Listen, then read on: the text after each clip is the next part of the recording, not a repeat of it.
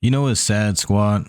I was watching these YouTubers get after it today, right? Happy Thanksgiving, by the way. Today is Thanksgiving. But anyways, I'm watching these YouTubers get after it, and there's more lore and more entertainment in these YouTuber fights because they really are fighting for real. You know what I mean? And not only that, they're training.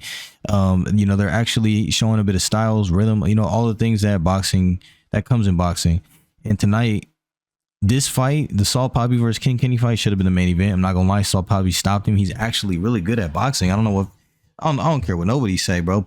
Saul Poppy got hands. You know what I mean? He got knocked out in his last fight, came back, redeemed himself, and these KSI cards, these X Series cards on the zone, bro. I'm not gonna lie, these are the most entertaining fights we've seen outside of a couple of boxing fights, but most boxing fights are foregone conclusions. If we're talking about the boxers actually boxing, there's very few people who fight 50-50 fights or who fight dangerous opposition, but they just show that they're like levels above them.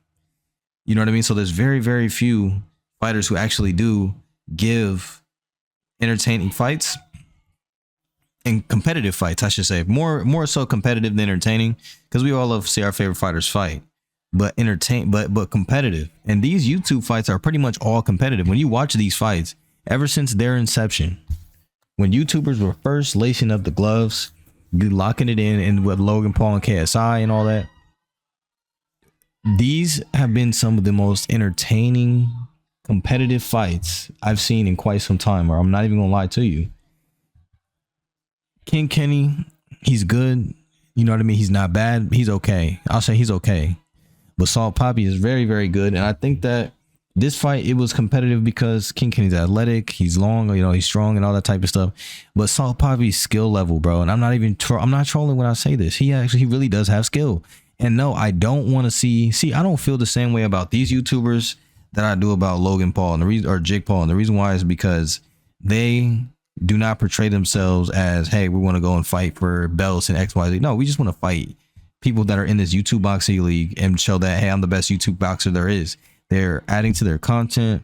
They're diversifying themselves. They're becoming names in the sport because of how they're being broadcasted and presented and all that type of stuff. These are great fights. I'm not even gonna lie to you. These are good fights. This stuff is good for the overall sport. It gives another avenue for people who want to get into this, but may or may not, like, how do I say, YouTube is it's lonely, but so is boxing. Boxing is a lonely sport, right? It's the loneliest sport. So these things kind of go hand in hand. And to see your personalities, some of your favorite internet personalities get online, train, it's the right message towards the audience that they have, which is usually the youth. Saul Poppy, he came out on YouTube or on TikTok doing a dance, like some sort of dance or something like that had people, it had gone viral. And people, they don't take these type of guys seriously, but at the end of the day, they're showing, hey, we are men. We're showing what it means to be a stand-up guy. We're showing what it means to train hard, to put your mind into something, and you can be something. You know what I mean? You can be something. So these type of events, these are actually genuinely inspiring to the youth. These are genuinely inspiring to people who are working hard at their craft and are looking for another avenue as far as, hey, let me see, because Saul Poppy is 30 years old, bro. He's 30 years old, and they're putting on these events. All right, they're not sold out crowds.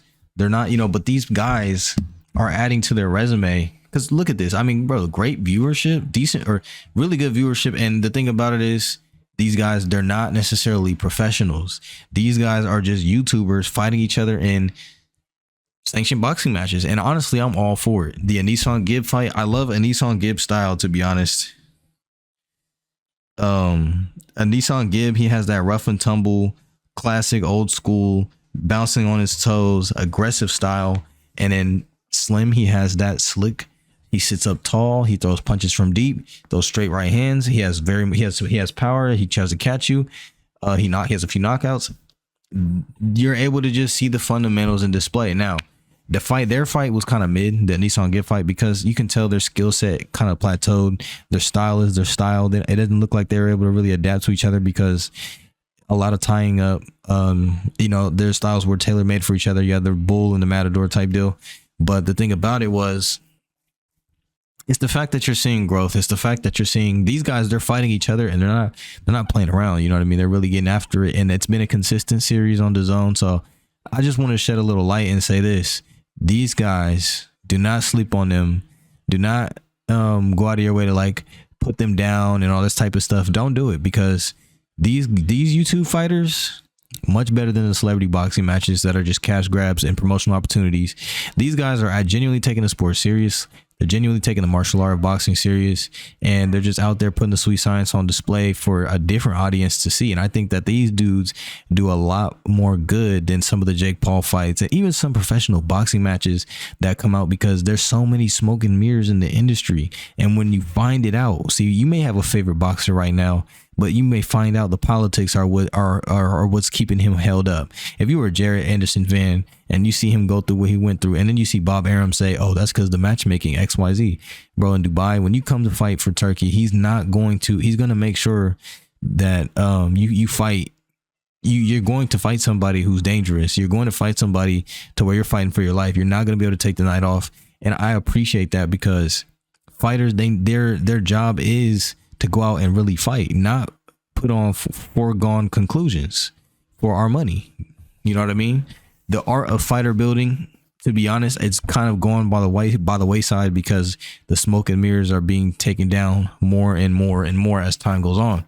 But if you want to just watch good fights, this gives me the type of nostalgia, the vibe that Wednesday night fights used to have, Friday night fights used to have, where like there's fights that are going on that you're tuning into if you follow the sport. This is kind of the same deal, but they just happen to be entertaining YouTubers who built platforms for themselves. You know what I mean? And or TikTokers, they build platforms for themselves. They work hard at their craft, and they're actually taking it seriously, and it shows in how hard they fight each other. They do not come in here and play around. You will get your money's worth if you spent for this event or you subscribe to DAZN. You will have gotten your money's worth, and that's free promotion. But it is what it is. Do not sleep on these boxing YouTubers, bro. Do not. Trust me. Go watch these highlights. Go watch these highlights. I'm dead ass. Go watch these highlights. Now, that being said, we'll see if Jaron Ennis versus Virgil Ortiz gets made. We'll see if Shakur versus Kid Austin gets made. We'll see. You know what I mean? We'll see what's next. But for now, these fights are very entertaining, and you will get your money's worth. Trust. I'll catch you next one, man. I'm gone.